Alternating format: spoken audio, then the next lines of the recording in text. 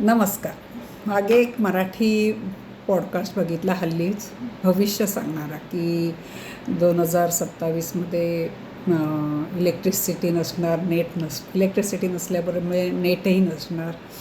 आणि बरंच त्यांनी सांगितलं होतं की अ, काय काय होणार आहे अतिशय येणाऱ्या परिस्थितीमध्ये. आणि मला आठवतं की आम्ही लहान असताना असं कितींदा तरी ऐकलं होतं लहान असताना, की जग बुडणार आहे, जग बुडणार आहे. आणि ते स्कायलॅब पडणार तेव्हा तर किती होतं की असं वाटायचं की दुसऱ्या दिवशी आपण ते जग नसणारच आहे, आपल्या पडणार आणि आपण सगळे नाबूद जाणार होणार वगैरे. आम्ही दुसऱ्या दिवशी म्हणजे लहान होतो खूप तेव्हा एकमेकांना भेटल्या, अरे आपण व्यवस्थित आहोत, आजचा दिवस आपण व्यवस्थित आहोत. आणि मग नंतर कळलं की स्कायलॅब समुद्रातच पाडला वगैरे. तर त्यामुळे मी त्या भविष्याकडे अतिशय दुर्लक्ष केलं होतं की काही होणार नाही असं. पण आता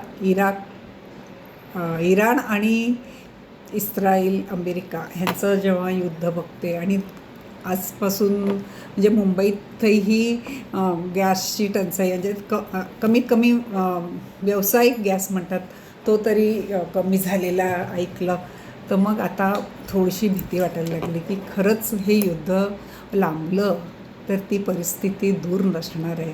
गॅस, पेट्रोल, हळूहळू वीज सगळं कमी कमी होत जाणार. आणि आपण इतकं त्या सगळ्या गोष्टीच्या आहारी गेलेलो आहोत. मला वाटतं ह्या नवीन पिढीला बसून कपडे हाताने धुता येतात ही कलाच माहीत नाही आहे. म्हणजे वॉशिंग मशीनच त्यांनी बघितल्यामुळे, त्यांच्या जन्मापासून त्यांनी वॉशिंग मशीन बघितल्यामुळे त्यांना स्वतःवर जेव्हा कपडे धुवायची वेळ येणार, एवढे कपडे धुवायचे असतात, ब्रश मारून आणि मग पाणी खळखळून धुवून काढणं ही गोष्ट त्यांना माहीतच नाही. आणि आमच्यासारखे ज्यांना ही कला येतही होती, करतही होते, आणि आम्ही आमची क्षमता घालून बसलेलो आहोत. मशीन आल्यापासून कधी कपडे धुतलेले नाही आहेत. कधीतरी अगदीच मशीन बिघडली किंवा काही झालं, किंवा अगदीच खूप फाईन कापड असेल एखादं वेगळं, तर असं कपडा आपण धुतो. पण एवढ्या पूर्ण कुटुंबाचे चादरी बिदरी धुणं आणि खळखळून पिळून पिळणं हे म्हणजे आमच्या पिढीच्याही लोकांना आता बऱ्यापैकी येत नाही. शहरातल्या तर नाहीच नाही, गावातल्या येत असेल, मी मान्य करते. म्हणजे त्यांनी अजून त्यांची क्षमता अबाधित ठेवली असेल, चालू ठेवली असेल, आणि आम्ही ती घालवून बसलो. कामामुळे असेल, वेळ. आणि मी मागेच म्हटलं की आपला वेळ कोण खातोय? हा मोबाईलच खातोय जास्त वेळ.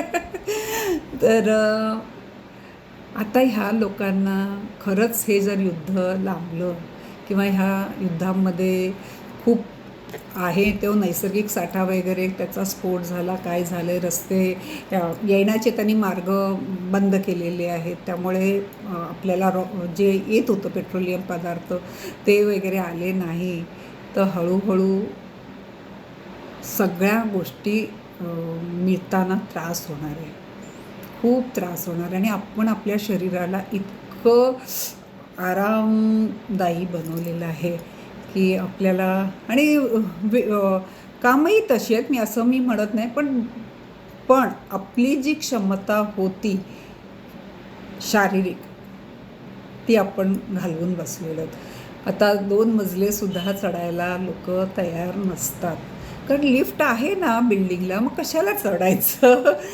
हा सहजासहजी झालेला हिशोब आहे. आणि पूर्वी यात्रा आणि आपले बहुतेक सगळे देव हे डोंगरावर टेकडीवर असल्यामुळे महिन्यातून एकदा तरी, वर्षातून एकदा तरी जत्रा म्हणून जाणं होळीचं, लोक त्याच्यावर जायचे. मग घरातली कामं असल्यामुळे विहिरीची पाणी भर, हे कर ते कर, शेतीची कामं कर, ती क्षमता होती. आता ज्यांनी जर ते भविष्य त्यांनी सांगितल्याप्रमाणे जर सत्यावर आलं, मी विचार करते एवढ्या स्कायस्क्रेपर बिल्डिंगी बांधलेल्या आहेत,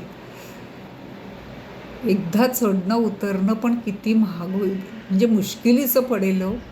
11 मजले, 12 मजले, 5 मजल्यापर्यंत एक ठीक आहे की एकदा दिवसातून चढायचं, एकदा उतरायचं. पण 11 मजले चढणं रोज एकदा तरी विचार करूनच पोटात अशी धडकी भरली. काय होईल माहीत नाही. आपण आपल्या हातात एकच आहे, प्रार्थना करायची की देवा सगळ्यांना सुखी ठेव, आनंदी ठेव. एवढंच आपण म्हणू शकतो. हे युद्ध सगळ्यांना सद्बुद्धी दे, लवकरात लवकर हे युद्ध थांबू दे आणि लोकांचा त्रास न होईल असं घडू. इतकंच तुम्ही माझं ऐकताय त्याबद्दल मी खूप आभारी आहे.